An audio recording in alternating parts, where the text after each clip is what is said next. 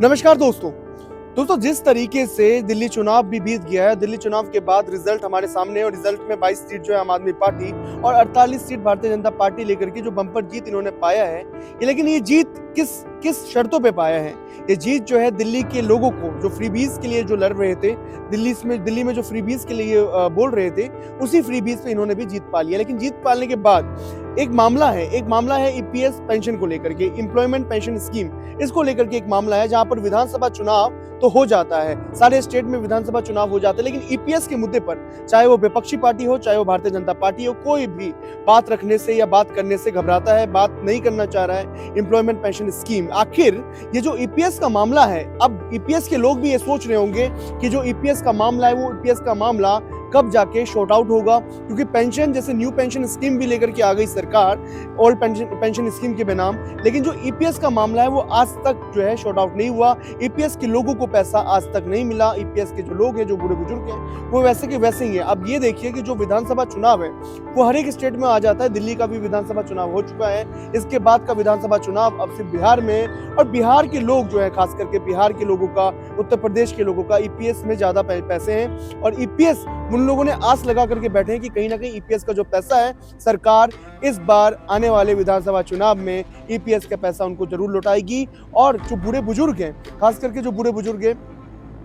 Commander जो अशोक रावत हैं, जो इस चीज को लेकर के लड़ रहे हैं, उनकी भी लड़ाई, खास करके इस बजट में, जो अभी बजट आया था, जो पेश हुआ था, निर्मला सीतारमण ने जिस बजट को पेश किया, उस बजट में ईपीएस के लोगों को खासा उम्मीद थी। जो उनके बूढ़े बुजुर्ग लोग हैं, उनको काफी ज्यादा उम्मीद था। उम्मीद इसलिए थी कि खास शायद निर्मला सीतारमण कुछ ना कुछ उस बजट के अंदर ईपीएस पेंशन धारकों के लिए राहत भरी खबर लेकर के आ जाएगी, लेकिन ऐसा कुछ भी नहीं हुआ। ईपीएस पेंशन धारकों के लिए जो है बजट में कुछ भी नहीं आया, फिर से उनको लॉलीपॉप थमा दिया गया है। अब देखिए, बजट भी चला गया, दिल्ली इलेक्शन भी चला गया, और दिल्ली इलेक्शन में भारतीय जनता पार्टी भी जीत गई। भारतीय जनता पार्टी ने अपनी सरकार भी बना रही है सरकार, उसके बावजूद भी ईपीएस के लोग सिर्फ एक टुकटुकी लगाए देख रहे हैं कि कब उनका पेंशन का जो पैसा है, जो एम्प्लॉयमेंट पेंशन स्कीम का जो पैसा है, वो पैसा कब आएगा। देखिए दोस्तों, सभी को उम्मीद थी कि जब निर्मला सीतारमण बजट पेश करेगी तो कुछ ना कुछ उनको राहत भरी खबर देगी। ऐसा ही जो उनके अधिकारी हैं, ऐसे ही अधिकारी ने भी बोला ईपीएस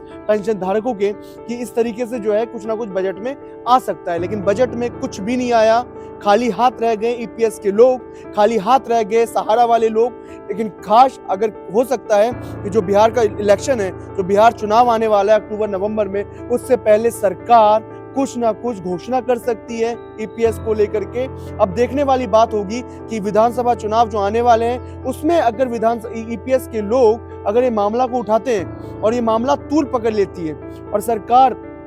तक बात पहुंचती है सही से, तो शायद हो सकता है कि आने वाले विधानसभा चुनाव से पहले सरकार कुछ ना कुछ घोषणा जरूर कर देगी। इसमें अहम भूमिका जो है वो ईपीएस धारकों, ईपीएस पेंशन धारकों के लोगों का है, जो अहम भूमिका, ताकि वो लड़ें, अपने अधिकार के लिए लड़ें, अपने अधिकार के लिए सरकार से बार बार मांग करें कि उनकी जो पेंशन है वो आखिर क्यों रोकी गई है, और आने वाले टाइम में जो विधानसभा चुनाव है उससे पहले उनको पेंशन मिल जाए। यही उम्मीद करते हैं। हमारा चैनल भी हमेशा से ईपीएस धारकों के लिए लड़ता आया है और हमेशा से ईपीएस धारकों के लिए लड़ता रहेगा, ताकि उनको अपना उनका अधिकार और उनका हक, और उन्होंने जो बलिदान दिया ईपीएस के लोगों ने, शायद वो बलिदान का जो वसूल है वो कहीं ना कहीं उनको मिल जाए। और उनको तभी मिलेगा जब सरकार इस ईपीएस पेंशन धारकों के लिए कुछ ना कुछ सोचेगी, कुछ ना कुछ राहत भरी खबर देगी। लेकिन इस बार राहत भरी खबर तो कुछ मिली नहीं है, लेकिन आने वाले विधानसभा के पहले शायद राहत भरी खबर मिल जाए। लेकिन आपको मैं, जैसा कि मैं बोल रहा हूँ, ये भूमिका सिर्फ और सिर्फ ईपीएस धारकों ही,